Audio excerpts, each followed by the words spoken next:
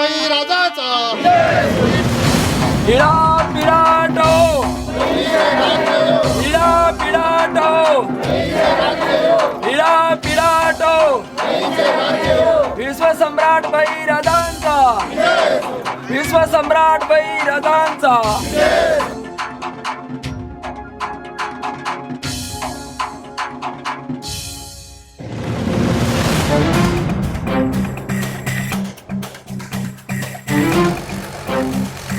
शेतकरी आत्महत्या हा आपल्या देशाला लागलेला कलंक आहे. आपला देश कृषीप्रधान आहे. देशाची अवघी अर्थव्यवस्था शेती आणि शेतकरी यांच्यावर अवलंबून आहे. असे असूनही आपल्या देशातील शेतकरी लाखोच्या संख्येने आत्महत्या करतात. ही अत्यंत गंभीर बाब आहे. नेमके काय चुकत आहे आणि कोणाची चुकत आहे याची काटेकोर तपासणी करणे अत्यंत गरजेचे आहे.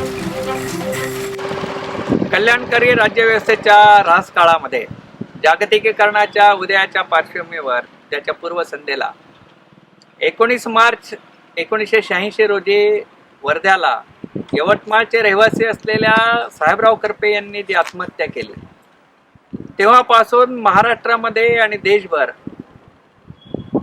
या आर्थिक सामाजिक धोरणांच्या परिणामी शेतकऱ्यांचं एक आत्महत्यांचं सत्र सुरू झालेलं आहे.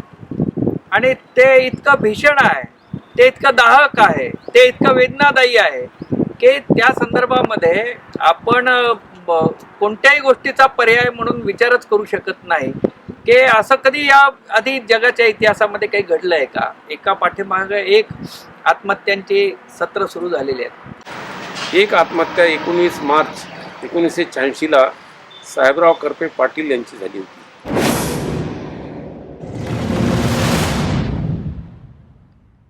याच वर्धेच्या पवनार जवळ दत्तपूर नावाचं एक गाव आहे.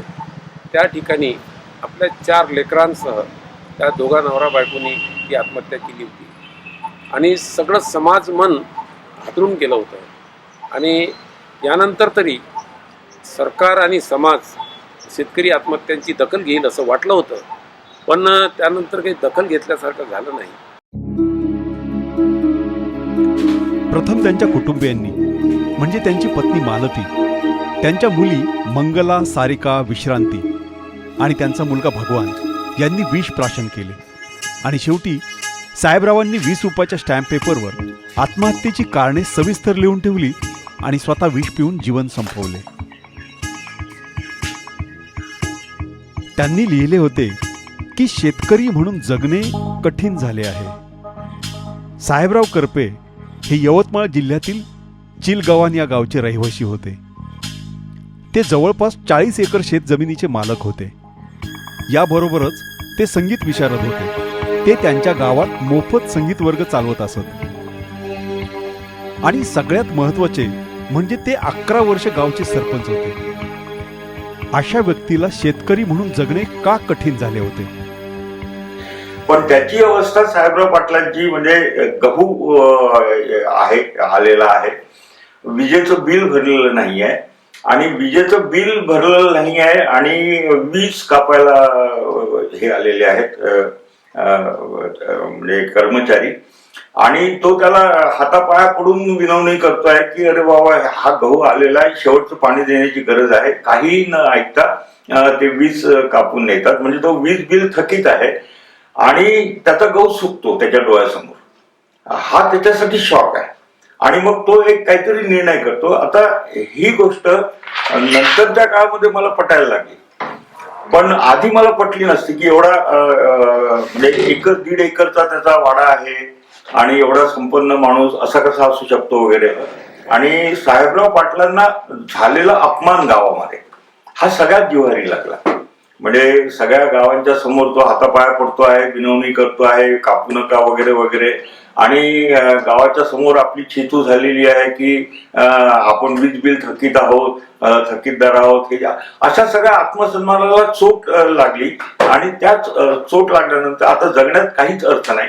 आणि आपण जगण्यात केवळ अर्थ नाही एवढंच नसून आपल्या माघारी आपलं कुटुंबही जगण्यात अर्थ नाही. या ह्याच्यातून मग ती आत्महत्या झाली.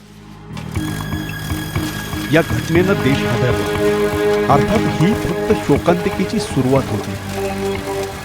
साहेबराव करपे यांना आशा होती की त्यांच्या सहकुटुंब आत्महत्येनं प्रशासन जागे होईल आणि शेतकऱ्यांच्या परिस्थितीत बदल घडतील. पण तसे काहीही झाले नाही. उलट पुढची 2 दशके अशाच शोकांतिका देशभर घडत राहिल्या. मला असं वाटतंय की आत्महत्या फक्त यवतमाळलाच नाही, त्या देशात झालेल्या आहेत.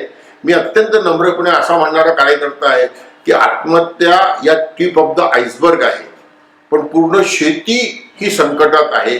Agriculture is in crisis. आणि म्हणून मी मनमोहन सिंगांचाच पुन्हा उल्लेख करतो, कारण ते माझ्या गावात 2006ला आले होते आणि त्यांच्या समोर बोलताना मी असं म्हटलं होतं की आत्महत्या टिप ऑफ द आईसबर्ग आहे, पण जे शेतकरी आत्महत्या करत नाही ते चांगलं जीवन जगतात आहेत का? ते मरत नाही म्हणून जगत आहेत. They are just living because they are not dying. मला असं वाटतं शेतीचं धोरण ठरवताना आणि शेतकऱ्यांच्या आत्महत्येचा विचार करताना याचा गंभीरपणे विचार करण्याची वेळ आलेली आहे. शेतकरी आत्महत्या या शेती व्यवस्थेला झालेला एक कॅन्सर आहे. शेती व्यवस्थेला म्हणजे ज्या देशाची अर्थव्यवस्था ही शेती व्यवसायावर अवलंबून आहे, त्या देशाच्या अर्थव्यवस्थेला झालेला कॅन्सर आहे. एवढा हा गंभीर प्रश्न आहे. या शेतकरी आत्महत्यांच्या पाठीमागे जे ठोस आर्थिक सामाजिक कारणं आहेत त्याच्याबद्दल आपण चर्चा केली पाहिजे. ते आपण समजून घेतलं पाहिजे. शेतकरी म्हणून आणि शेतकऱ्यानं पिकवलेलं अन्न खातो म्हणूनही आपण हे समजून घेतलं पाहिजे. भारत हा कृषीप्रधान देश आहे. भारताकडे असलेले एकूण कृषी क्षेत्र 16,94,63,000 हेक्टर इतके आहे आणि जगातील इतर सर्व देशांच्या तुलनेत सर्वात मोठे कृषी क्षेत्र भारताकडे आहे. जागतिक बँकेच्या 2023च्या आकडेवारीनुसार भारत देशाच्या एकूण जमिनीपैकी 60.22% जमिनीवर शेती केली जात आहे. जागतिक बँकेच्या 2018च्या आकडेवारीनुसार ग्रामीण भागातील 70% कुटुंब त्यांच्या उपजीविकेसाठी प्रामुख्याने शेतीवर अवलंबून आहेत. 2016 साली भारत देशाच्या एकूण कष्टकऱ्यांपैकी 59% कष्टकऱ्यांना कृषी क्षेत्रानं काम पुरवले. भारत हा जगातील सर्वात मोठा कृषी उत्पादक आहे.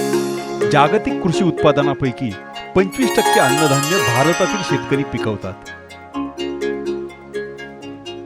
2017 ते 2020 या काळात भारताचे एकूण अन्नधान्य उत्पादन अनुक्रमे 285 ते 297.5 दशलक्ष टन असे वाढत गेले.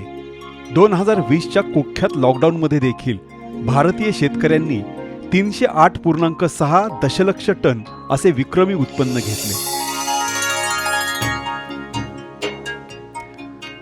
2012 मध्ये भारतीय गुरांची संख्या जगातील दुसऱ्या क्रमांकाची म्हणजे 190 दशलक्ष इतकी होती. 2017-18 मध्ये भारताचे वार्षिक दूध उत्पादन 165 दशलक्ष टन इतके होते. तांदूळ, गहू, ऊस, कापूस आणि शेंगदाणे यांच्या उत्पादनात भारताचा जगात दुसरा क्रमांक होता. तसेच भारतातील फळ आणि भाजीपाला उत्पादन जगात दुसऱ्या क्रमांकाचे होते. जागतिक उत्पादनाच्या 10.9% फळे आणि 8.6% भाजीपाला भारताने उत्पादित केला. 2022 साली भारतीय कृषी उद्योग 80,55,000 कोटींचा होता आणि 2028 साली तो 158,99,000 कोटींचा होऊ घातलेला आहे. भारतातील शेतकरी हे भारतीय अर्थव्यवस्थेचा कणा आहेत.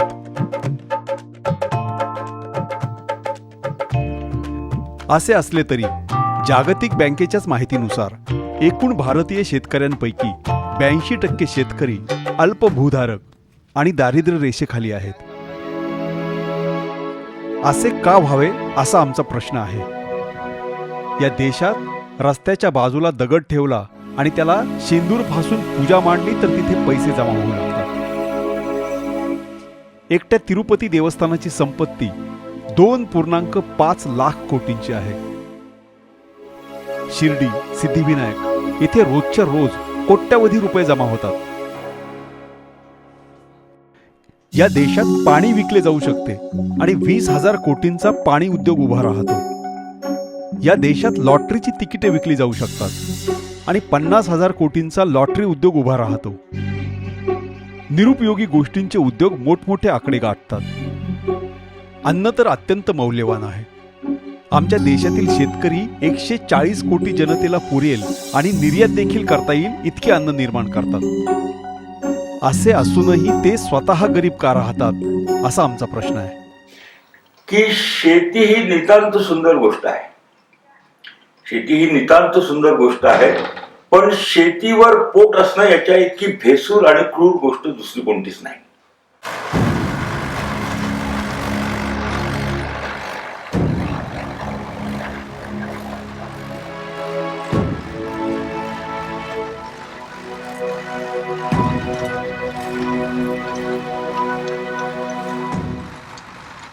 शेतीची लूट ही काही नवीन नाही आहे.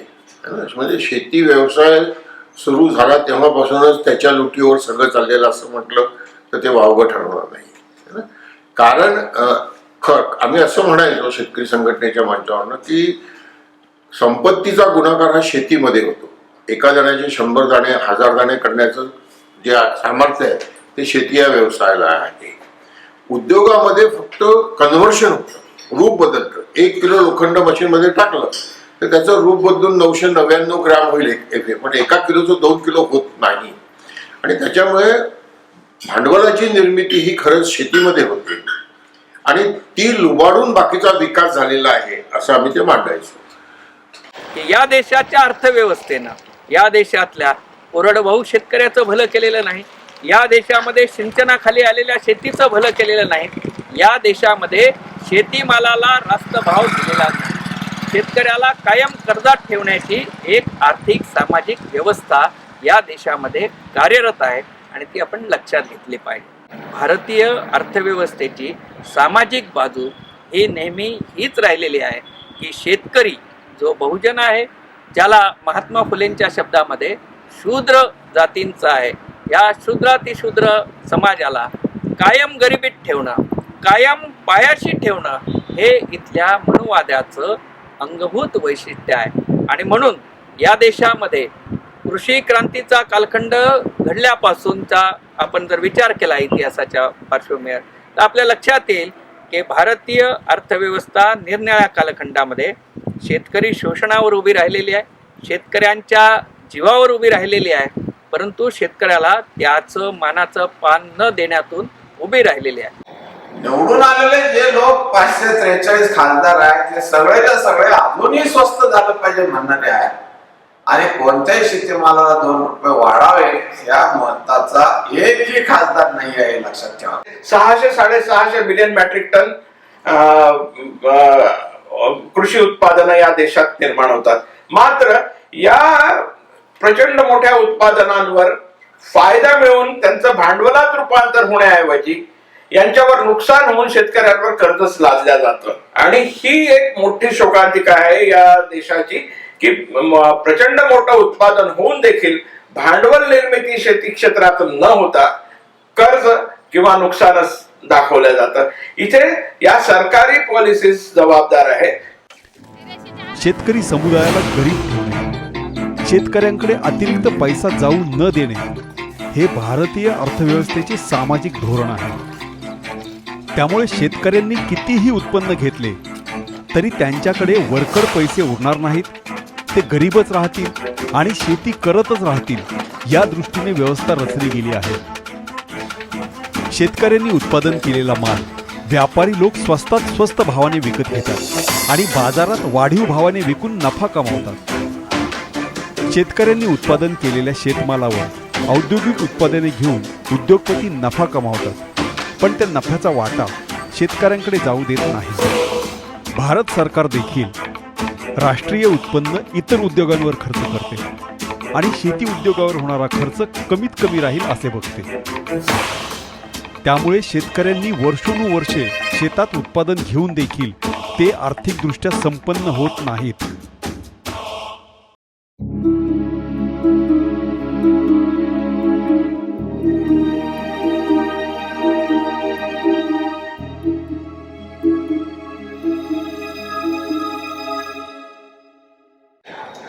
उत्पादन खर्चाच्या अर्ध्यावरच तुम्ही आम्हाला दिलेले बाजारभाव आहे. म्हणजे आमचं नुकसान झालं का नाही? एवढ्या कमी किमतीला तुम्ही आमचा माल घेतला, खाल्ला, फुकट खाल्ला.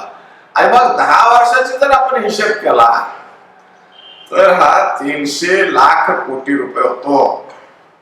समान देशामध्ये झालेलं साखरेचं उत्पन्न, ज्वारीचं उत्पन्न, गव्हाचं उत्पन्न, तांदळाचं उत्पन्न, तेल बियांचं उत्पन्न, डाळवर्गीय पिकांचं उत्पन्न, हे सगळं आम्ही कॅल्क्युलेट केलं. आणि याला तुम्ही किती कमी भाव दिला हेही कॅल्क्युलेट केलं. आणि याची किंमत 10 वर्षाची जी आहे ते 300 लाख कोटी आहे. आता हे परत देणं हे सरकारला शक्य नाहीये, परंतु सरकारने जर मनावर घेतलं तर हे 300 लाख कोटी तुम्ही शेतीमध्ये पुन्हा गुंतवत जा, की जेणेकरून शेतीचा दर्जा जो खालावलेला आहे तो उंचावला मदत होईल. भारत हा कृषीप्रधान देश आहे हे केवळ पुस्तकी वाक्य आहे. भारतीय शेतकऱ्यांच्या मालाची चोरी हा इथला मूलभूत राष्ट्रीय उद्योग आहे. म्हणजे संपूर्ण शोले सिनेमामध्ये गब्बर सिंग, त्याची दरोडेखोरांची टोळी आणि ती लुटालूट करते वगैरे वगैरे सगळं दाखवलं. आता याच्यामध्ये एक प्रश्न असा पडतो की हे खात काय असतील? शेती तर करताना कधी दिसत नाही. मग अन्नधान्य यांना मिळण्याचं साधन कसं आहे? साधी सोपी त्यांची एक युक्ती आहे की जेव्हा शेतकऱ्याचा माल खळ्यावरून रामगडमध्ये येतो, त्यांच्या घरात येतो, तेव्हा 3 माणसं घोड्यावर बसून बंदूक खांद्यावर टाकून जातात.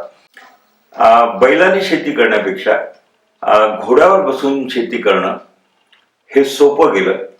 आता म्हणजे गब्बर सिंगच्या टोळीतील दरोडेखोरांना गावात जाऊन घोड्यावर बसून बचत लुटून आणायची गरज नाही. आता हे कागदी घोडे नाचूनच ही बचत लुटून नेऊ शकतात.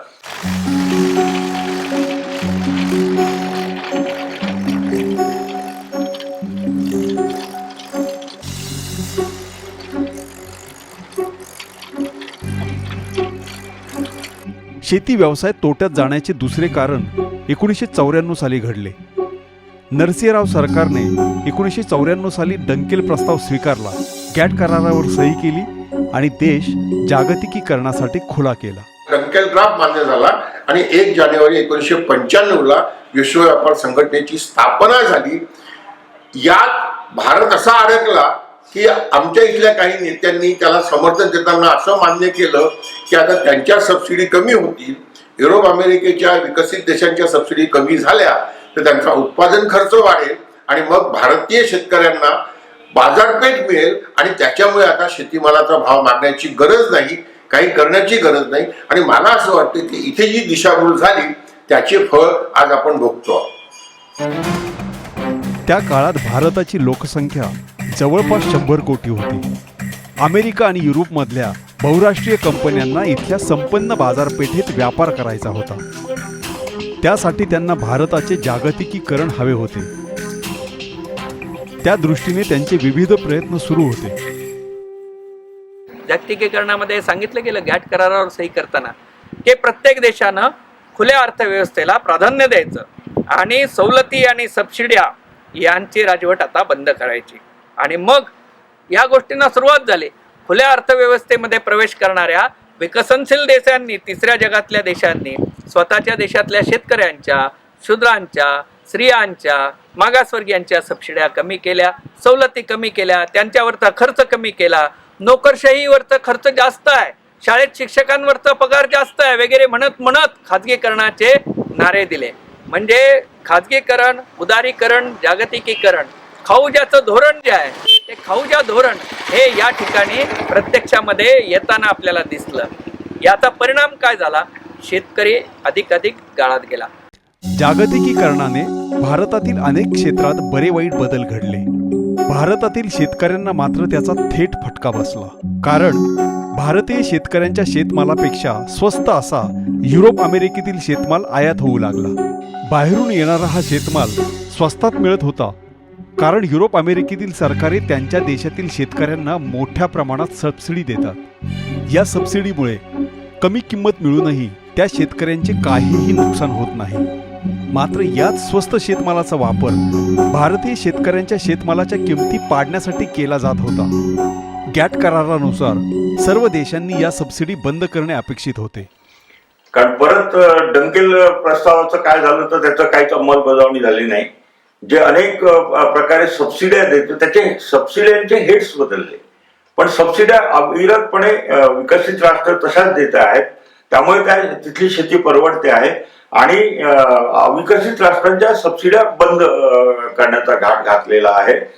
त्यामुळे त्याच्यातून काही सोन्याची कौलं पडलेली वगैरे परिस्थितीत काही बदल झाला नाही. हे वाक्य अर्ध सत्य आहे की परिस्थितीत बदल विपरीत अर्थाने खूप झालेला आहे. परंतु इथं जे आमच्या विरोधात टपून बसलेले राज्यकर्ते त्यांना हे निमित्त सापडलं की WTOने सांगितलं की शेतीच्या सबसिड्या कमी करा आणि आमच्या तुम्ही सबसिड्या कमी केल्या, परिणामी मिळत होतं त्याहीपेक्षा आज खत महाग झालं, वीज महाग झाली, पाणी महाग झालं आणि या सगळ्याचे परिणाम पुन्हा मजुरी महाग झाली, डिझेल एवढ्या पराकोटीचं महाग झालं. त्यामुळे खते औषधे महाग झाली, उत्पादन खर्च वाढला आणि हा खर्चिक शेतमाल बाजारात येतो तेव्हा त्यापेक्षा स्वस्त शेतमाल बाहेरून आयात झालेला असतो. देश जगभरातल्या विशेषतः युरोप अमेरिकेतल्या साम्राज्यवादी जागतिकीकरणाच्या समर्थक असलेल्या किंवा त्याचे निर्माते असलेल्या देशांनी ज्यांना नाणेनिधी आणि गॅट करारांचा लाभ होत होता, या देशांनी सबसिड्या तर कमी केल्या नाहीत, उलट आपल्या शेतकऱ्यांना वेगवेगळ्या नावावर सबसिड्या देऊन त्यांनी त्या शेतकऱ्यांचा माल जागतिक बाजारपेठेत आणण्यास मदत केली. त्यांचा जागतिक बाजारपेठेत माल स्वस्त आला. भारतीय शेतकऱ्यांच्या निर्यातीचे अनुदान काढून घेतल्यामुळे, भारतीय शेतकऱ्यांच्या सबसिड्या कमी झाल्यामुळे भारतीय शेतकरी जागतिक बाजारामध्ये स्वस्तात माल विकणाऱ्या बहुराष्ट्रीय कंपन्यांच्या आणि शेतकऱ्यांच्या पुढे टिकू शकला नाही. हेही एक कारण आपण लक्षात घेतलं पाहिजे. जागतिकीकरण होण्याआधी भारतीय शेतकऱ्यांचा शेतमाल निर्यात होऊ शकत नव्हता, म्हणून भारतीय शेतमालाला योग्य किंमत दिली जात नव्हती. आता जागतिकीकरण झाल्यानंतर परकीय शेतकऱ्यांचा स्वस्त शेतमाल आयात होऊ शकतो, म्हणून भारतीय शेतमालाला योग्य किंमत दिली जात नाही आहे. अशा रीतीने देशाच्या जागतिकीकरणामुळे शेतकऱ्यांचे शोषण करणाऱ्या राष्ट्रीय चोरांच्या युतीला आंतरराष्ट्रीय चोर जोडले गेले. शेतीचे आर्थिक गणित अगदी गंभीरपणे कोलमडले. शेती व्यवसाय तोट्यात जाऊ लागला आणि शेतकरी मोठ्या प्रमाणात आत्महत्या करू लागले. तर सगळ्यात पहिले मोठ्या प्रमाणात आत्महत्या झाल्या होत्या त्या आंध्र प्रदेश 1997 मध्ये.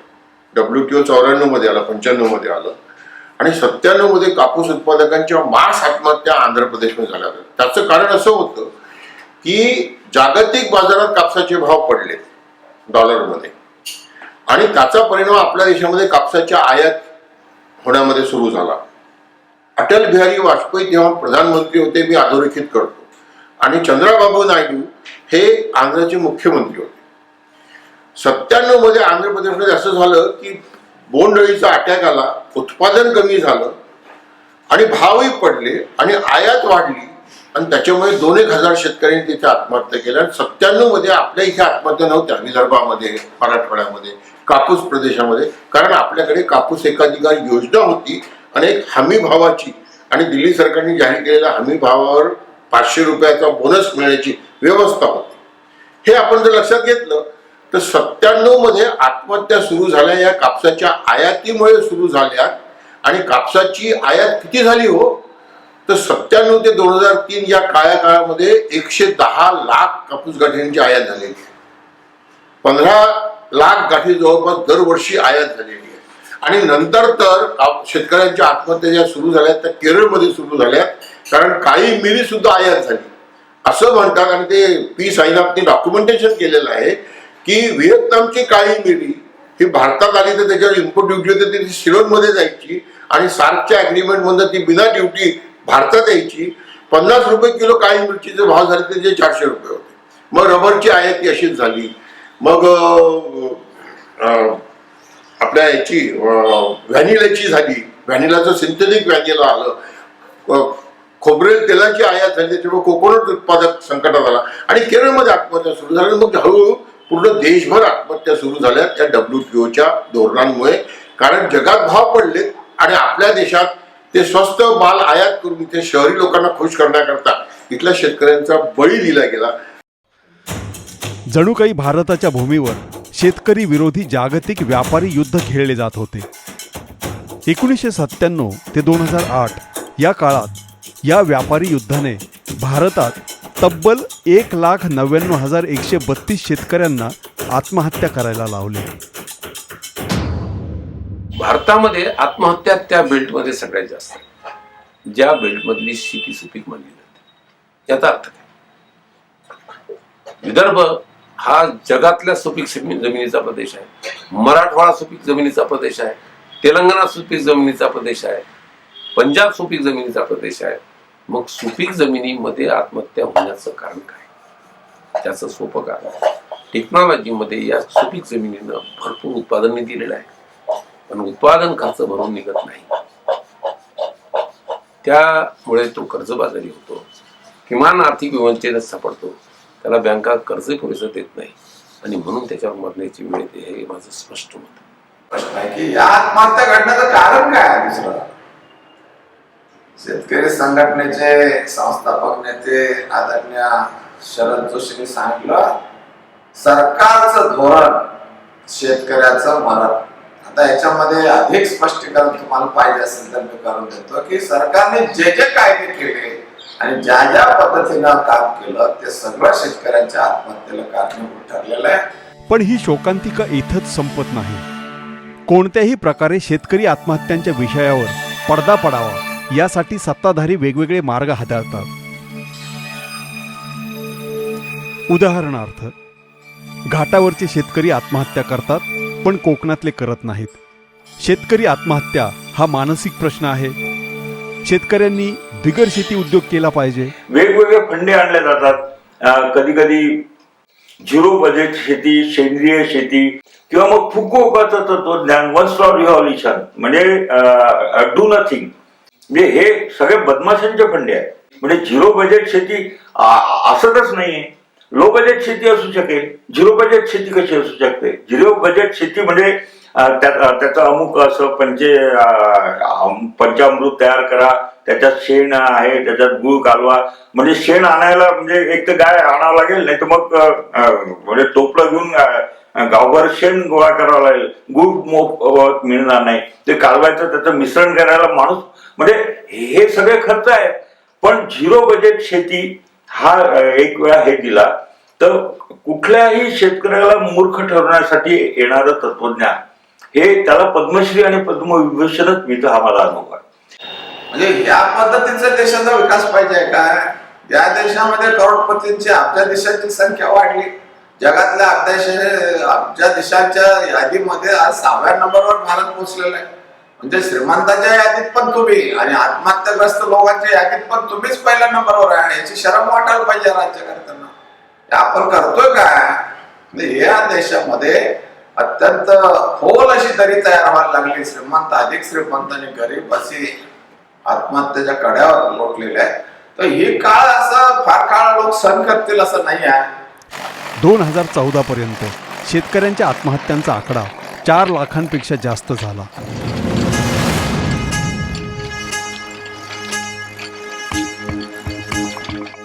शेतकरी बिचारा आत्महत्या करून टाकतो. पुढे काय घडते?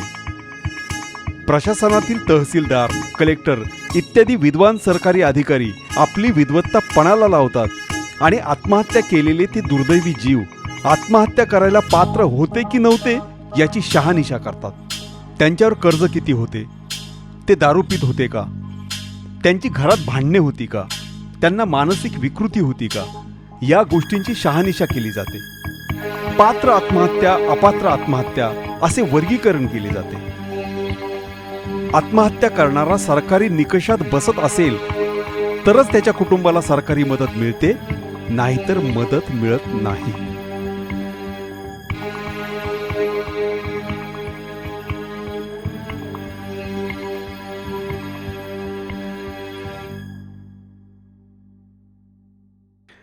शेतीच्या उभारणीत शेतकरी स्त्रियांच्या श्रमाचा वाटा मोठा असतो. मात्र एखाद्या शेतकरी स्त्रीने आत्महत्या केली आणि तिच्या नावावर शेतजमीन नसेल तर तिची आत्महत्या ही शेतकरी आत्महत्या मानली जात नाही. मला स्वतःला असं वाटतं, शेतकऱ्यांनी जीव नाही देऊ, आपल्यावर अन्याय होतो, बरोबर आहे, खरंच आहे. आपला छळ होतो, हेही खरंच आहे. शेतकऱ्यांनी जीव देण्याच्या ऐवजी लढाया सुरू कराव्यात, संघर्ष सुरू करावे. त्याच्यामुळे प्रश्न मिटतील. जीव देण्यानं प्रश्न सुटत नाहीत. प्रश्न सामूहिक पातळीवरचे आणि शेतकऱ्यांच्या कौटुंबिक पातळीवरचे जटिल होतात. तुमची मुलं आहे, पत्नी आहे, हे आहे, ते आहे, आजूबाजूचे तुमच्यावर विसंबून असलेले तुमचे नातेवाईक आहेत. हे सगळ्यांचं काय होतं तुम्हाला नसेल कळत मृत्यूनंतर. पण तुमचा मृत्यू या जिवंतांना तुमच्यापेक्षा जास्त मारतो, हे तुम्ही लक्षात ठेवा. तुमच्यावर अन्याय होतो नाही असं नाही, छळ होतो तुमचा नाही असं नाही, पण तरी मृत्यू हे कुठल्याही गोष्टीचं उत्तर आहे असं मला स्वतःला वाटत नाही, प्रामाणिकपणे वाटत नाही. जगणं हेच या सगळ्या प्रश्नांवरचं, संघर्ष हेच या सगळ्या प्रश्नांवरचं उत्तर आहे असं माझी भूमिका आहे. सर्वात वाईट म्हणजे 2014 साली सत्तेत आलेल्या मोदी सरकारने शेतकरी आत्महत्यांची आकडेवारी जाहीर करणे बंद केले. मनमोहन सिंगच्या काळामध्ये क्राईम रेकॉर्ड ब्युरो म्हणजे नॅशनल क्राईम रेकॉर्ड ब्युरो हे आत्महत्येचे आकडे शेतकऱ्यांच्या स्पेसिफिकली प्रसिद्ध करायचे. 2016 नंतर हे आकडे देणंच बंद झालेलं आहे. त्यामुळे ते आकडे एक असा दिला जायचा, त्या फिगरच्या आधाराने एक असंतोष संघटित व्हायला मदत होती. आता ते आकडे दिले जात नाही म्हटल्यानंतर फिगर येत नाही, त्यामुळे असंतोष संघटित व्हायला म्हणजे हे सरकार तर त्याही पेक्षा हे आहे. आकडेवारी दिसलीच नाही तर लोकांना समस्या कळेल तरी कशी. रोग अस्तित्वातच नसेल तर उपचारांची गरज काय. प्रश्नाचे अस्तित्वच नाकारणे हा प्रश्न सोडवण्याचा नामी उपाय मोदी सरकारने शोधला आहे. शेतकरी आत्महत्या आजही घडत असतात, मात्र त्यांची नक्की आकडेवारी कळत नाही. पूर्वीच्या काळामध्ये सती प्रथा होती आणि सती जात असताना ढोल वाजवले जायचे आणि ढोल वाजवले जायचे याचं कारण तिच्या किंकाळ्या, त्याची आर्तता ही कळू नये जगाला म्हणून. त्या पद्धतीनं शेतकरी एका पाठोपाठ एक चितेवर उडी घेत असताना, विहिरीत उडी घेत असताना, गळपास लावून आत्महत्या करत असताना, विष पिऊन आत्महत्या करत असताना विकासाचे ढोल बडवले जात आहेत. भारताचा विकास होतोय आणि ह्या विकासाचे निर्णय आयाम दिले जात आहेत. कुणी सांगितलं की मुंबईचं शांघाय करू, मुंबईचं सिंगापूर करू.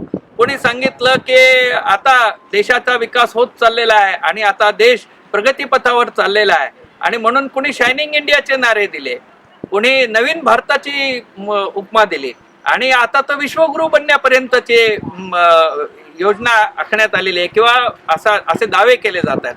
या दाव्यांच्या पार्श्वभूमी मागे जर आपण सच्चाई बघितली, सत्यता बघितली तर आपल्याला दिसेल की हे सगळं शेतकऱ्यांच्या सरणावरती हे विकासाचे ढोल, विकासाचे नगारे हे बडवले जात आहेत. सर्वात महत्त्वाचे म्हणजे शेतकऱ्यांना त्यांच्यावर अन्याय होत आहे याची जाणीव नसते. शेती व शेतकरी यांचे जीवन सुखकर असू शकते. सरकार शेतकऱ्यांची काळजी घेऊ शकते. त्यांच्या शेतमालाला योग्य भाव दिला जाऊ शकतो अशी आदर्श उदाहरणे त्यांना माहीत नसतात. शेतकऱ्यांची सर्वार्थाने काळजी घेणारा आदर्श राजा म्हणजे छत्रपती शिवाजी महाराज. महाराजांनी प्रभावळी मामल्याच्या सुभेदाराला पाठवलेले पत्र त्यांचे शेती धोरण स्पष्ट करून सांगते. या पत्रात महाराज लिहितात की प्रयत्नपूर्वक सर्व गावांना भेटी द्याव्यात, प्रत्येक गावातील शेतकऱ्यांच्या सभा घ्याव्यात. काही शेतकऱ्यांकडे शेतीचे कौशल्य असेल, त्यांच्याकडे मनुष्यबळ असेल, बैलजोडी आणि धनधान्य असेल तर बरेच आहे, त्यांचे ते शेती करू शकतात. पण ज्यांच्याकडे शेतीचे कौशल्य असेल पण त्यांच्याकडे बैलजोडी नसेल, अवजारे नसतील, घरात धनधान्य नसेल, त्यामुळे अडचणीत येऊन ते शेती करू शकत नसतील तर त्यांना जगण्यासाठी रोख पैसे हातात द्यावे. 2 वा 4 बैलांचे पैसे देऊन बैलजोड्या विकत घ्यायला लावाव्यात. या रोख कर्जाला वा बैल खरेदी कर्जाला व्याज न लावता फक्त मुद्दल रक्कम शेतकऱ्यांच्या आर्थिक स्थितीनुसार हळूहळू वसूल करावी. शेतकऱ्यांना आर्थिक स्थैर्य लाभेपर्यंत त्यांचा सांभाळ करावा. शिवरायांचे शेती धोरण असे होते. हेच धोरण सभासदाच्या बखरीत वेगळ्या शब्दात आले आहे. परागंदा झालेल्या शेतकऱ्यांना गावात आणून बसवावे. त्यांना शेतजमीन, जनावरे, अवजारे द्यावीत. त्यांना पेरणीसाठी बी बियाणे व पैसे द्यावेत. पीक निघेपर्यंत जगता यावे म्हणून धान्य आणि इतर खर्चासाठी पैसे द्यावेत. हे कर्ज 4-5 वर्षांनी शेतकऱ्यांच्या आर्थिक स्थितीनुसार वसूल करावे. शेतकऱ्यांचा सांभाळ करावा अशा सूचना महाराजांनी दिल्या आहेत. अशा रीतीची एकही योजना या आधुनिक काळात आणि या स्वतंत्र भारत देशात आज तगायत सुरू झालेली नाही.